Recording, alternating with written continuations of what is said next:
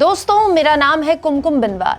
Fringe कहकर BJP ने अपने 2 प्रवक्ताओं से पल्ला झाड़ लिया, निलंबित कर लिया, लेकिन असली गुनहगारों की तो अब शामत आई है। एक चैनल की नफरती डिबेट ने न केवल दुनिया में दोस्तों भारत की बदनामी करवा दी, बल्कि भारत की पत्रकारिता पर भी आज दुनिया थू थू कर रही है। अब एडिटर्स गिल्ड ऑफ इंडिया ने ऐसे चैनल्स और एंकरों की जमकर मजम्मत की है। एडिटर्स गिल्ड ऑफ इंडिया दरअसल एक स्वतंत्र संस्था है दोस्तों, कोई सरकारी संस्था नहीं है, जो कि पत्रकारों ने ही बनाई है देश के 1978 से। ये देश के पत्रकारिता की आज़ादी और उसके मापदंडों पर काम करती रही है।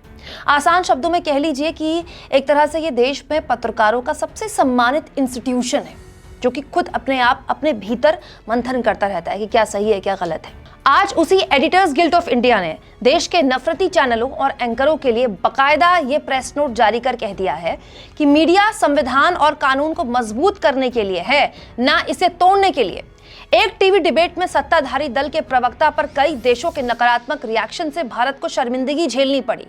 इसे टाला जा सकता था, यानी कि ये नहीं होना चाहिए था, रोका जा सकता था ये, लेकिन कुछ न्यूज चैनलों ने पत्रकारिता की धर्म को ताक पर रखकर केवल टीआरपी के बारे में सोचा। दोस्तों, एडिटर्स गिल्ड ऑफ इंडिया चाहता है कि ये सब अब रुके, चैनल थोड़ा सोचें, देखें कि उनकी जहरीली भाषा देश में दरार पैदा कर रही है। ये मैंने आपको इस प्रेस नोट का हिंदी अनुवाद बताया है। अंग्रेजी में अगर पढ़ा जाए तो बहुत ही ज्यादा कड़े शब्दों का इस्तेमाल किया गया, खूब खरी-खोटी सुनाई गई है एंकरों को, चैनलों को। इन एंकरियों की जहरीली डिबेटों ने आज देखिए हमें दुनिया के आगे कैसी शर्मिंदगी झेलने पर मजबूर किया। मेरे तो ये नहीं समझ में आ रहा है कि वो संपादक, वो एंकर, वो चैनल जिन्होंने देश को इतनी बड़ी एम्बैरेसमेंट दी है दुनिया के पटल पर, क्यों उन चैनलों के लाइसेंस नहीं रद्द हो रहे हैं?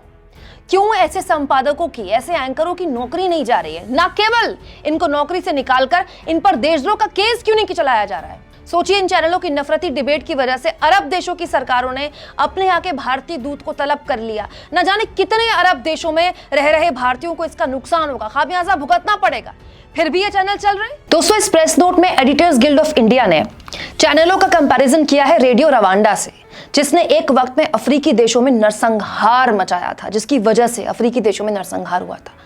अब इससे ज्यादा और क्या गत होगी हमारी? ये सब पढ़कर मेरे जैसे पत्रकारों के लिए वाकई शर्मिंदगी है कि आज देखिए मुट्ठी भर जहरीले एंकरों की वजह से देश का एक तरह के सर शर्म से झुक गया। देश की पत्रकारिता पर दुनिया हंस रही है। और बड़ी बात यह है कि इतना बड़ा कांड होने के बाद भी तमाम न्यूज चैनलों में अब भी धर्म की खेती जारी है, वही नफरती डिबेट जारी है, वही मौलाना और वही महंत बुलाए जाते हैं, वही 2 विंडो काटी जाती है और उसके बाद एक पक्ष और दूसरे पक्ष को लेकर भिड़ाया जाता है और वही आग सुलगाई जाती है। क्या आपको लगता है कि आप एडिटर्स गिल्ड ऑफ इंडिया ने इन एंकरों को, इन चैनलों को इतना हड़काया है तो अब इनमें कोई फर्क आएगा? कमेंट बॉक्स में लिखिएगा जरूर।